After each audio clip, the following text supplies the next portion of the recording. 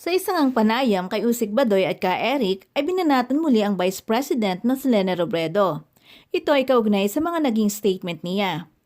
Harap-harapan niyang sinabihan ni Usec Badoy si Robredo na umano'y walang alam isang papit ng mga dilawan, traydor na Vice President sa kasaysayan at taksil sa bayan. Gayun din si ka Eric dahil sa mga premature statement umano ni Robredo ay napagkahalataan na talagang walang alam sa mga nangyayari sa bayan. A question for you, Sec. Lorraine. Ano po ba ang basa ninyo sa statement ni Vice President Leni Robredo po patungkol sa mga naganap po? This is one reason why Leni Robredo is irrelevant. She has proven herself time and again as irrelevant and ignorant. Tama si Spokes, Harry Roque, wala siyang alam. Talagang medyo sak puppet lang talaga kung anong pinapasabi sa kanya ng mga boss niya sa Liberal Party. Hindi talaga ito lingkod bayan, itong si Leni Robredo. Unang-una sa lahat, wala naman talaga siyang alam paano naging massacre ito. She doesn't even come to us and ask. She's very irrelevant. Talagang, pero yung ang sana ko curious, at bakit eksakto yung sinasabi ni Leni Robredo? 'Di ba? Yan eh. Ito yung pinaka-traydor na Vice President talaga ng Pilipinas. Nakikita yung mula day one, nagpapadala yan ng reports sa UN na puro kasinungalingan tungkol sa ating Pangulo. 'Di ba? Pero wala pa din. She's the least trusted. And ang approval rating niya, ang baba talaga. And with this thing, massacre. So anong gusto niya, di ba? Ang sinabi ni Pangulo sa Cagayan de Oro, kasi nandun ako nun sinabi niya, pag nasa harap mo ang NPA at may barilin mo, patayin mo. Syempre, he was just describing kung ano pa lang gagawin mo, duduraan mo, di ba? Or tatapunan mo ng bubble gum, di ba? Stupid talaga. So, and I don't use that word lightly when I call Leni Robredo stupid. I'm basing it on things that I read about like si Hannah Arendt.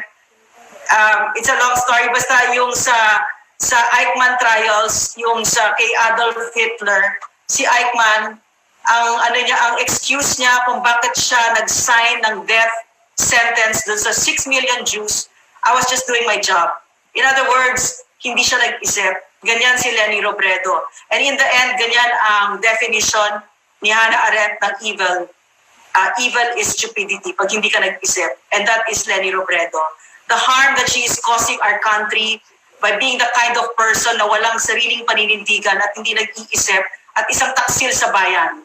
That is your Vice President. I'm sorry I voted for her. Sorry, Philippines. Naman po, Usec Lorraine. Miss Moderator, brief rejoinder, 2 minutes lang. Okay, no problem po. Kairi?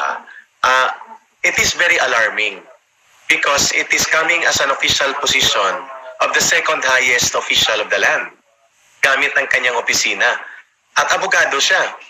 At napaka-alarming because that can be utilized and exploited by the enemies of the state attacking the integrity and authority of our very own government.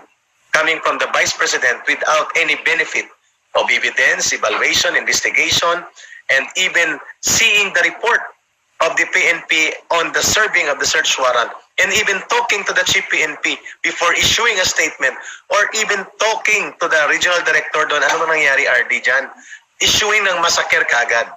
Ito ay very sweeping, very irresponsible, and alarmingly dangerous because it can trigger a more profound propaganda attack coming from the real enemies of the state na dapat yun ang kinakalaban ni Mrs. Robredo, ni Vice President, but rather ang nangyayari, ang kanyang kinakalaban ang sariling gobyerno.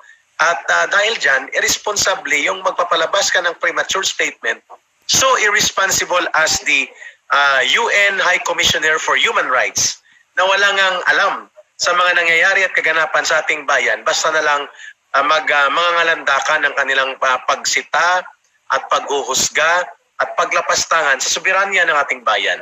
It is very uncalled for, unprofessional, and very dangerously alarming coming from top official of the land with the Vice President at that. Thank you po.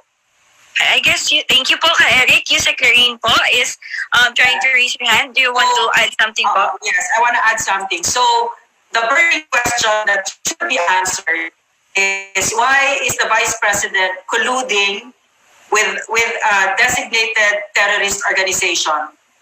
That is the question that we should ask Leni Robredo to answer.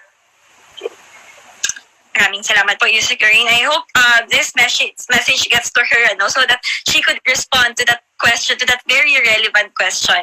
And to add with what Ka Eric said po, yung paglalabas niya po ng premature statements is very dangerous for it creates fake news po. And fake news is a really big enemy of our country as well because it divides us. Kaya naman, sana po we could address these issues.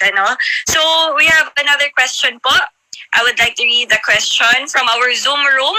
Bayan Muna Representative Ferdinand Gaite claimed that in one case, the search warrant for an individual's house, but when operatives didn't find him there, they went to the Bayan office where the target was and roughed him up to justify the claim that he fought back. How does General Yusana and LCAC respond to this? Thank you. Again po, ulitin ko po yung tanong. Bayan Muna Representative Ferdinand Gaite claimed that in one case, the search warrant for an individual's house. But when operatives didn't find him there, they went to the Bayan office where the target was and roughed him up to justify the claim that he fought back. How does General Yusana and LCAC respond to this? I guess Police Brigadier General Yusana could answer first. Bayan Muna Representative Ferdinand Gaite claimed that in one case, the search warrant for an individual's house. But when operatives didn't find him there, they went to the Bayan office where the target was and roughed him up to justify the claim that he fought back. How does General Yusana and LCAC respond to this? Ganito, from our point of view as law enforcement, kasi we are talking about yung implication po nito sa batas and the violations that come with it. Kung sa pakali po si Bayan Muna Representative Ferdinand Gaite would claim na may mga certain violations that may have been committed by our police officers on the basis of what he called as pagpasok po doon sa mismo opisina ng bayan at wala po doon yung tao na subject of the search warrant. And then nagkaroon po ng mga altercations and all, and skirmishes. Alagay ko naman kung pwede niyang i-prove po ito sa korte, he has all the right para magsampa po ng kaso sa ating mga kapulisan. Inikayat po namin, kahit sino po. Hindi po naman natin kinokondone yung ating mga kapulisan na kung sakali man po legitimate man yung operation pero may mga lapses in the procedures, then we are more than willing to accommodate yung kanilang mga complaints. But until then, wag po tayo mag-speculate kasi we're talking about here the pieces of evidence that we have gathered. May mga batas tayo na nagiging basihan kung merong mga akusasyon ng bawat isa. Madalas po kasi nagbibigay lang sila ng mga pahayag. Some of them are default statements na sabi na planted ang evidence and all. Ito yung pinakakalat nila. But syempre, from our end, ito po yung mga ebidensya na nagpapatunay na marami kaming mga na-generate na ebidensya. Kung meron din po silang ebidensya in their favor, then they can file an action against our police officers. At willing naman po ang kapulisan na mag-accommodate ng complaint coming from them. Kung di man sa NBI, magpunta sila. Pero habang wala itong mga ito, we can only say that wala rin naman talaga silang ebidensya. And these are all hearsay from the... Marami pong salamat sa inyong panonood. Huwag po natin kakalimutan na mag-like, mag-comment at mag-subscribe. Maraming salamat!